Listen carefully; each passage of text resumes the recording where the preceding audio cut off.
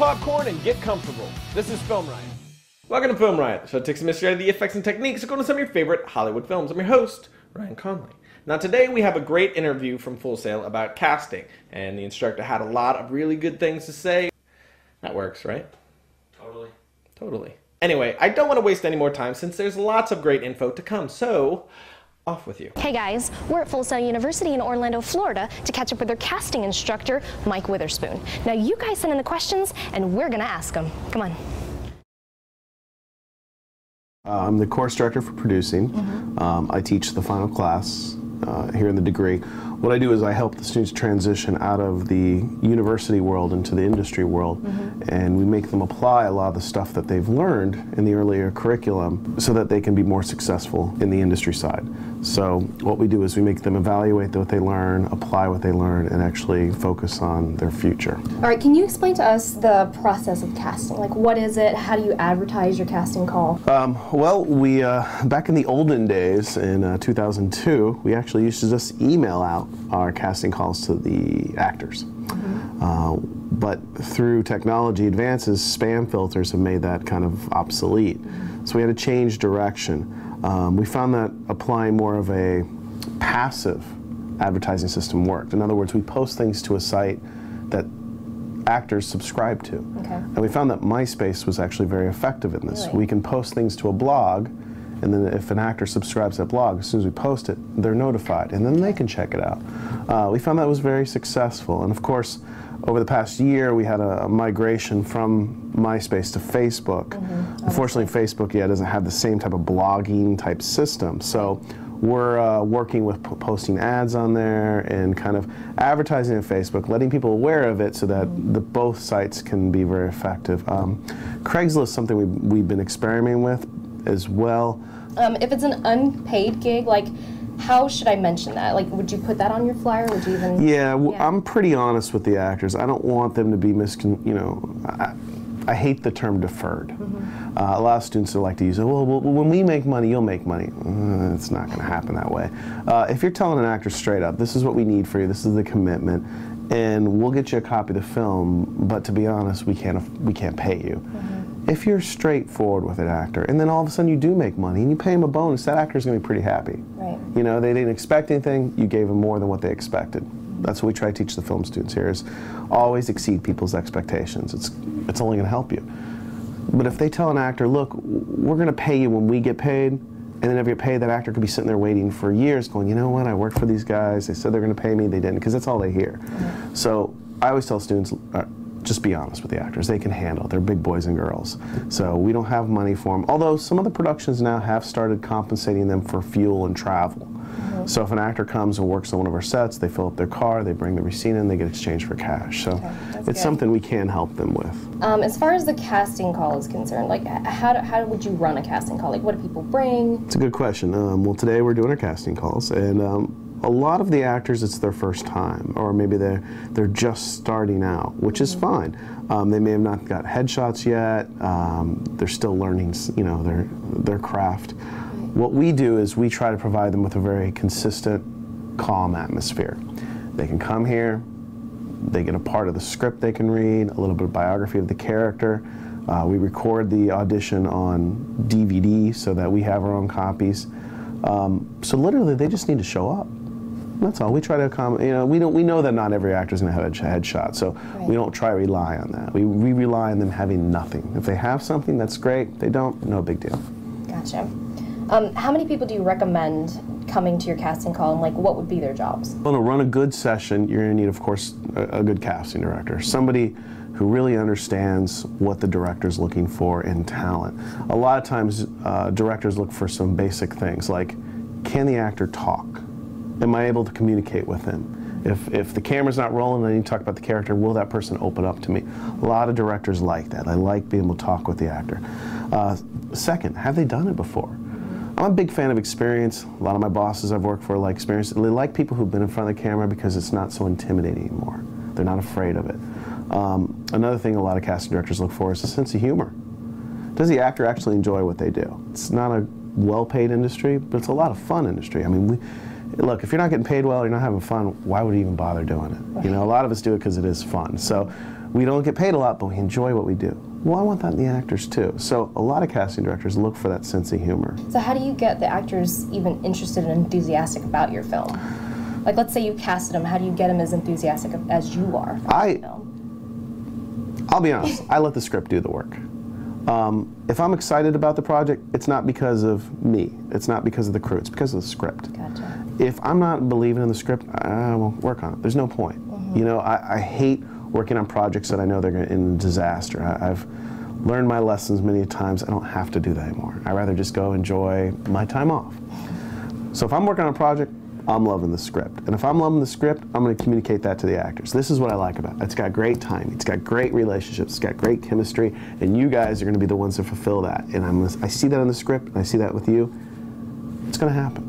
The actors start to connect with that because they like hearing that the script is good. They like hearing it's not full of plot holes. They love hearing that because even in Hollywood standards, all the way down to independent standards, plot holes, you know, storylines that don't make sense, that's common. And actors, unfortunately, get saddled with that stuff. So we try to focus on, look, we're going to focus our energy in making the script work.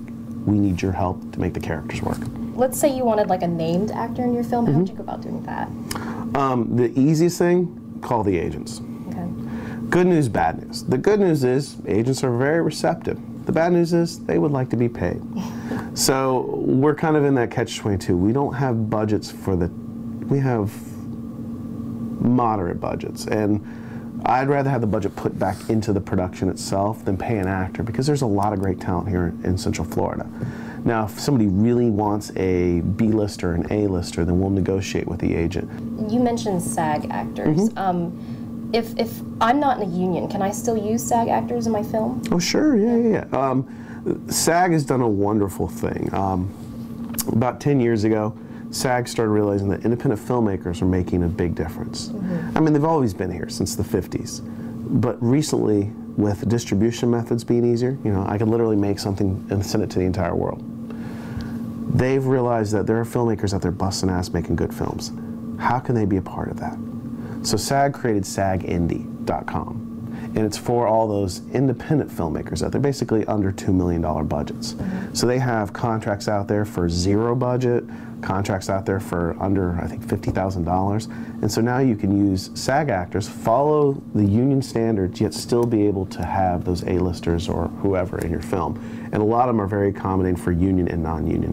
What I think they're really trying to do is kind of telling the independent world and the non-union people, there's nothing wrong with what we do. We try to protect you. Look how great our talent is. Working side by side, you see that talent. So they've really kind of opened up their doors to a lot more people. Is it even worth it to have SAG actors in your film? Yes. The reason being is you have an accountability factor. Right. When you have a union actor, they tend to take it very serious. This is their craft. A non-union actor could flake on us. And a union actor could flake too, but if a union actor flakes, we have a rep that we can call him and say, by the way, Joe Schmo was on our film and he just didn't show up the second day and let us hang. Well, the union will step up and say, you know what, we will take care of this, and that actor will get fined. Even though they're not getting paid, what they've done is they've heard a production. And so I like to have that accountability. It's something that is not stressed enough in the educational system. What happens when you do something wrong? What's the ripple effect? So there's repercussions. Yeah, and the union really is, it's a nice group to have because, you know, they can enforce it. Once I've had my casting calls, what are the next steps? Well, usually the casting director sits down with the director and goes through the ones that are the best choices. So if you have a lead actor, and out of the 15 people who you showed up for that one part, you narrowed it down to 3. You show the director, you go, look, this person has good traits in his, this person has some traits over here, and this other. So out of these 3, what's your A choice, B choice, C choice? And bring a callback session. But typically, what I always suggest is a callback. Bring those 3 actors back in, let them sit down with the director. The director's just only looking at those 3, and then makes a better guess or selection. And actually, it's more of a guess sometimes because you really don't know. I mean, you might have a great actor who is a great actor, another great actress, but there's no chemistry there. A callback may help facilitate it. Does that chemistry exist? You mentioned callbacks. What exactly are callbacks? Can you elaborate on that? Basically, it's what it is. You call back the actors you'd like to see again, and then now the director can sit down with those actors and work a little bit more closely with them. In a basic casting session, you see so many talent. I'm not a big fan of having the director there because it can slow down the process. I mean, because they work too much with that actor. Casting director is like, look, that person's no good. Let's move on. A director will sit there and try to work with that person. So it slows down the process. Let the casting directors filter out all the ones that are just bad. Then when you go, okay, take a look at this small few, and then the director can make an educated guess, or at least a better decision. So once I have my actors locked in, do I have to have them sign forms or anything? There's a talent release form that they sign that basically says we have permission to use our likeness. And then of course, if you have them sign a release form first. And then when we finally get down to they're the selected actor, if they're SAG, of course we need to fill out some more paperwork. If they're not, it's not a big deal. We already have the paperwork. It's pretty easy. Do you have any resources that you can share for aspiring filmmakers? Like DVDs, movies, websites that you go to, books? Yeah, there's, and I know this seems weird, there are books out there that are very helpful. Yeah, one of the resources I recommend to a lot of students is Robert Rodriguez's Rebel Without a Crew. What it is, it's a really good, it's a journal, basically. He kept a journal of one of his first films he made. One of the great things about Robert Rodriguez is he likes to put a lot of extras in his DVDs, likes to really tell you how he did the project, which is great. He has this thing called the 10-minute film school as well, where he'll show you a part of a script that he's worked on, and this is how it works. Big fan of that, because there's no one in the industry that I've ever met that says they know everything about film. So we're all learning. Love that book. Shoot Your Own Damn Movie by Lloyd Kaufman. That's a great one. He's a very independent horror filmmaker. He's done movies like Toxic Avenger and just B-level, awful films, but they're great. For DVDs, I would recommend taking a look at any making of any DVD. Ridley Scott's really good about it. Black Hawk Down is amazing. It has a whole nother disc. Gladiator. He's a big fan of showing people how he makes his films. There's some filmmakers I really wish they would go into more detail. Spielberg. Spielberg is I know it's not exciting, but he's amazing when it comes to budgeting and scheduling. He really nails down how much the film's going to cost and how long it's going to take, right down to the day. That's impressive. I would really love to just sit down and pick his brain. And also ask him, why did he make Crystal Skull, and when can I get my $8 back? There's a lot of books and resources out there, a lot of great websites. There's so much, it's really hard to pinpoint down one. Last minute advice for those that are watching. Focus on stories. There are great DPs out there. There are great production designers out there. But the good writers are few and far between. And if you're a writer, keep writing. Have people read your scripts. Have them challenge you on the scripts. Ask why. Why is this happening? Why is this occurring? What's the background? Because that's where our whole industry is falling down on, is we've hurt our own writers. With a writer's strike, the producers basically told the writers they're no good. That hurt us, because we can't have great films with awful scripts. So those people out there, keep writing. Write these great stories. Let your friends read them. Get their feedback and keep improving them. Don't just have one, have 10. And having great stories, you're never going to be out of work very long. So. Awesome. Well, thank you so much for meeting with us, Mike. We really appreciate your time. 3, 2, 1, and we're back! So a big thank you to Janelle, Mike, and Full Sail for opening their doors to us. Of course, don't forget about the Facebook page, and make sure you follow us on YouTube, because we're going to be posting some random videos throughout the month there as well. So I'm sure we'll get bored. But I'll see you next Thursday when I realize that a grease monkey is not what I thought it was.